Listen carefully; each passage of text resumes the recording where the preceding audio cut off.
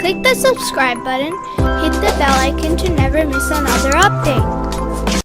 Assalamu alaikum and welcome back to Quran Time with Hania, where we explore the amazing wonders of this book together. This part comprises of the remaining part of Surah Maida and the start of Surah Anam.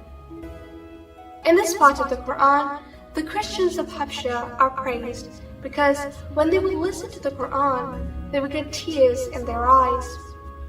It is also clearly stated that we should not make things haram or halal for ourselves, and that is only up to Allah. Allah also describes how you can repent if you break an oath.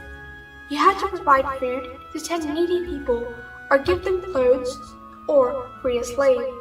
In case you aren't able to do any of these, then fast for 3 days. In this part of the Quran, Allah informs us that alcohol, gambling, and worshipping idols are strictly forbidden, and these sins will not be easily forgiven. Surah Maida also mentions how the prophets will be asked on the day of resurrection that when you conveyed our message, what did people say to you? Allah will ask Prophet Isa, "O Isa, did you tell them to worship you and your mother?" Prophet Isa will answer, "O Allah, you are pure. I only asked them to worship you." Allah also explains that the miracles given to Prophet Isa, like raising the dead, giving sight to the blind, and giving health to patients, were not a sign that Prophet Isa was the son of Allah, but a sign of God's greatness and power. The miracle of the heavenly table spread is also mentioned. The disciples asked Prophet Isa, "Tell Allah Almighty to bring such a table spread for us in which there are heavenly blessings of food and drink," and Allah revealed this table spread for them.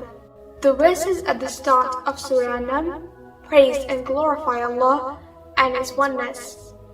Allah also explains that Prophet Muhammad was sent as a human being to deliver the message of Allah. If Allah had sent an angel to earth as His messenger, everything would have become clear at once, and the disbelievers would have no time to repent. The Day of Judgment is also discussed in detail. It is mentioned that on the Day of Resurrection, Allah will gather all of mankind. On the Day of Resurrection, it will be a great mercy of Allah to rid torment from a human being. The polytheists will be asked, "Where are those who you compared to Allah?" Those in hell will wish that they could return to the world so that they could accept the revelations of Allah and become believers.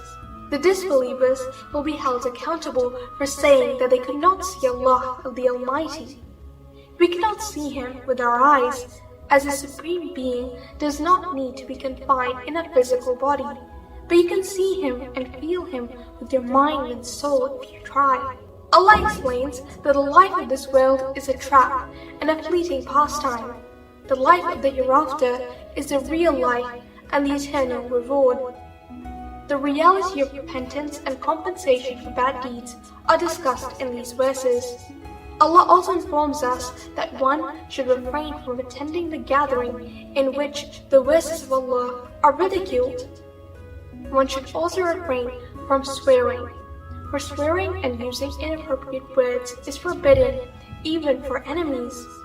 Verse 50 of Surah Anam denies the prophets have complete knowledge of the unseen from Allah, and it is revealed that they have partial knowledge of the unseen in Surah Jinn.